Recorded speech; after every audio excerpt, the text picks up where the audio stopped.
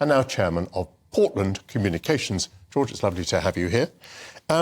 I remember that in June 2019 there were the European elections and the Conservatives came fifth with 9% of the vote, and then in December of that year they won a majority of 80 in the general election. So my point is that maybe elections that aren't general elections don't tell us much about elections that are general elections.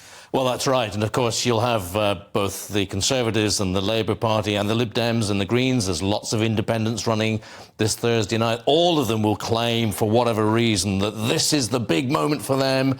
Or if they don't have a great night, there's a really good reason why. As you say, only a few years ago, these results meant nothing. Really, it's a real tryout for the machinery of a political party. This far out from a general election, as you rightly say, by the way, lots of people think there could be a general election 18 months away. I think you could be right. It could be a year away only.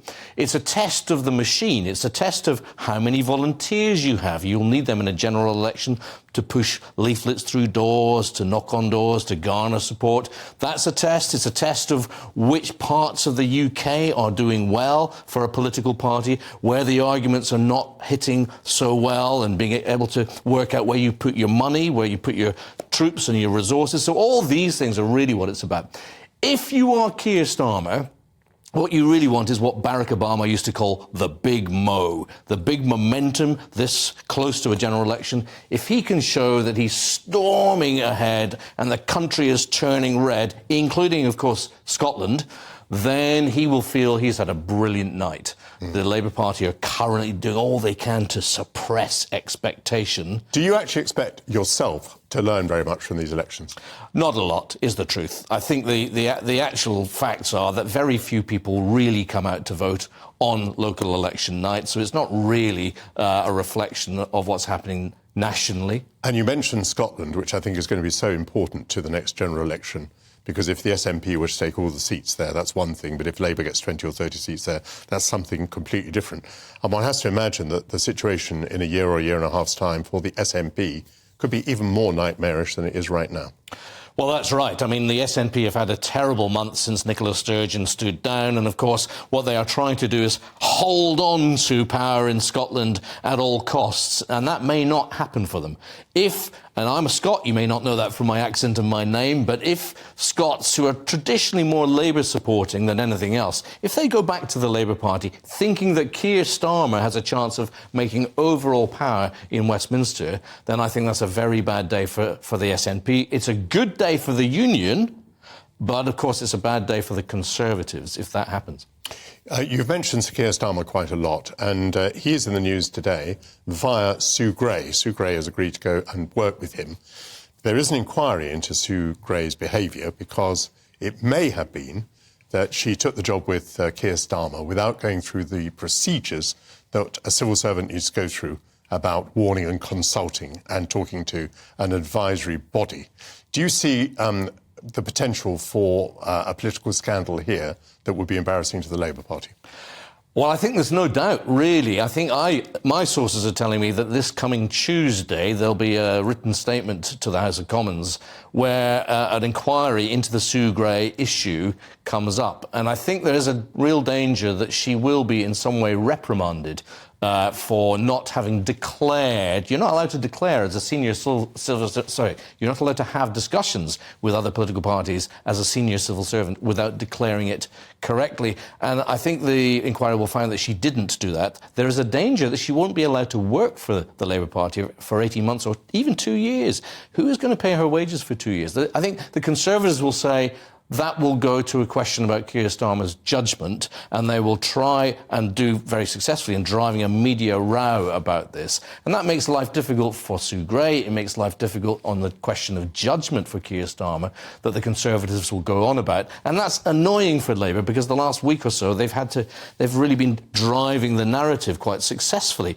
and this will stop their momentum and give the Conservatives something to get back in control of the narrative on. I just continue talking about the civil service for a moment. I was quite struck by Anthony Seldon just a moment ago. He'd come here to talk about his new book. But he said that Simon Case, the Cabinet Secretary, had taken the civil service to an all-time low. That's quite a statement, isn't it? What did you think of that statement? Well, that's a very, very powerful indictment by Anthony Seldon, somebody who knows the insides and outsides of government better than most. And I think a lot of people do have concerns about the way the civil service is being conducted, not least of which a lot of people within the civil service feel that the reputational row about how they're behaving is impacting them. There's a lot, as you know, a lot of very talented, very committed people in the civil service. We shouldn't pretend that there's not. But within that, there is a lot of people in the civil service who appear to be playing politics with their roles right now.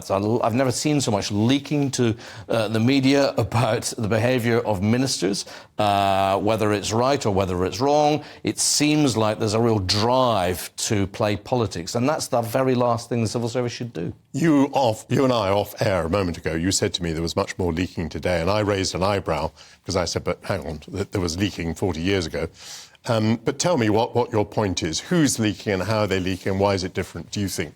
Well, I was the political editor of The Sun for a number of years, and in those days, before the days, of course, of social media, before the days of books left, right and centre, it was quite hard to get real political intelligence from figures like yourselves and colleagues, advisors, civil servants. It really was. A leak was a big deal because it didn't happen that often. You may have felt differently, but it definitely didn't happen. And now we have everybody from ministers to advisors to officials seeming to splurge the latest ins and outs of what's happening. And there's a serious point to this. It is that if you are a minister, you've always got to worry now about who has your back.